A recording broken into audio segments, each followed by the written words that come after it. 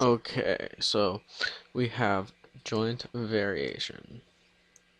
Now, joint variation is dependent on a combination of factors instead of direct variation, where we had the relationship that was like a direct graph, and inverse variation, which was as one increases, the other can decrease. We have more of a combination. Now we can have two series of combinations. We can have the formula equation k y equals kx p, as in the product of x and p, and or we can have, this is when you have the direct relationship. You can have an inverse relationship with the joint variation, and that would be y equals kxp parentheses 1 over q squared. This is the direct one. This is the inverse version. Now, what we have here is we're going to translate this into words like we have been doing. And what we're going to do from there is we're just going to solve the problem. So the amount of fuel used by a ship traveling at a uniform speed varies jointly with the distance it travels and the square of its velocity. Okay, so that gave us the equation right there. So F equals K distance V squared, the velocity. Now the K is the constant of the variation, as we know.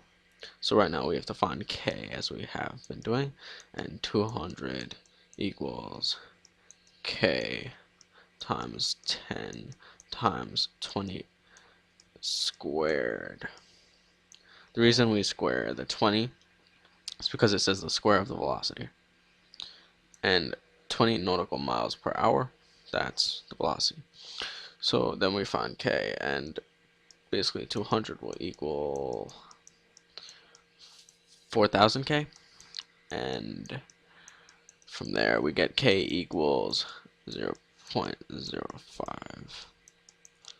Then from there we'll plug this in to the same formula.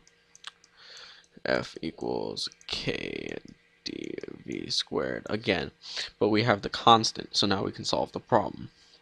So what's the problem? The problem is we have 500 barrels of fuel, so our fuel equals 500, and then our velocity is 30. So we will fill it in, which means we substitute. 500 equals 0.05. We're looking for the distance d times, and we have 30 squared. So then we get 500 equals 45 d. We have an approximation of about 11.1 repeating equals d. So this was one of the regular problems that you will encounter with joint variation. Now, so typically you just translate into the equation, and when you translate the words into the equation, you try to find the constant of the variation. Now, once you find the constant of the variation, you simply plug in, and then you get your answer. So, another one would be, let's see, this is a good example. This is a real-life example of kinetic energy on joint variation. Kinetic energy, which is energy that has to deal with motion, as you probably know, varies jointly with the mass of the object and the square of its velocity, assuming a unit mass of m equals 1, an object with a velocity of 20 per sec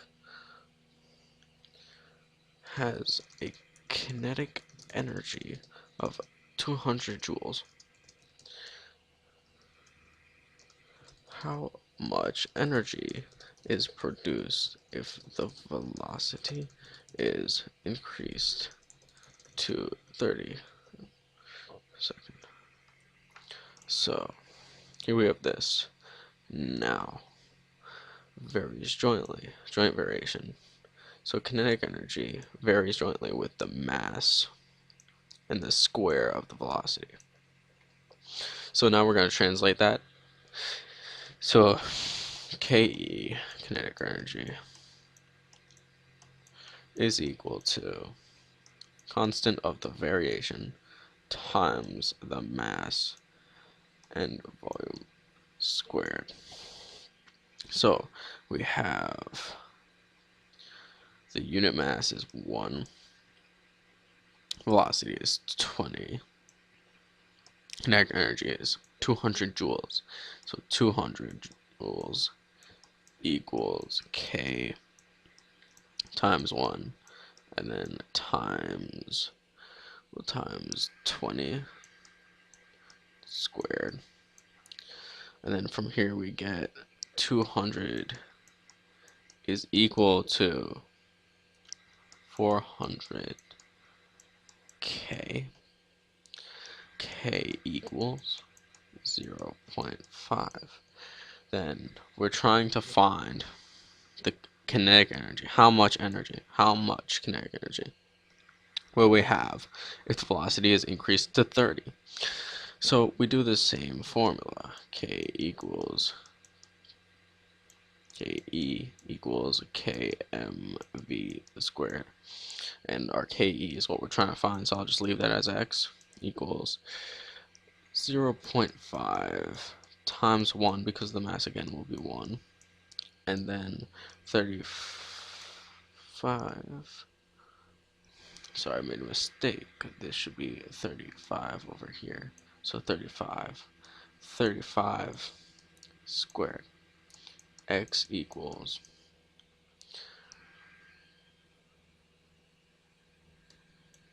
125 joules. Okay. Now let's just check to make sure. So we have 0.5, 1, and 35 squared. It should be, excuse me, it should be X equals 612.5 joules. It's important that we check once we're done just in case. So my calculations were a little off, but the kinetic energy would be 612.5 joules. So basically with joint variation we follow the same format that we did for direct variation and inverse variation. Just translate to the equation, find a constant of the variation, which is K, and then we solve from there. Now these are typically used for real world problems, especially like in the last video with Boyle's law, and then before that with the weight of the astronaut. So basically joint variation is almost the same thing, you just the different formula, you know, y equals K, and then you're timesing by other stuff too, so the formula should be more different. It should be KXP, because you're timesing by more factors. You have more factors now. We don't have just y equals kx for direct variation, and we don't have y equals k times 1 over x as inverse, because these were one factor. These just had one factor, one. This combination jointly is combination of factors, which can either impact, depending on what it says, it could say varies jointly, and then it could say this inversely. Then we would have to use this, except we use the inverse version, which was discussed previously. But for now, since they don't say inversely, and it just says varies jointly, we would use the original one, which is similar to like if you took direct variation and just put it as the same thing almost, except you're adding more factors. So that's basically it for joint variation, and it's very dependent on certain factors and not as straightforward, but I find it to be the same difficulty as direct and inverse variation, respectively. So if you have any questions, feel free to ask, comment, and subscribe. Um, yeah.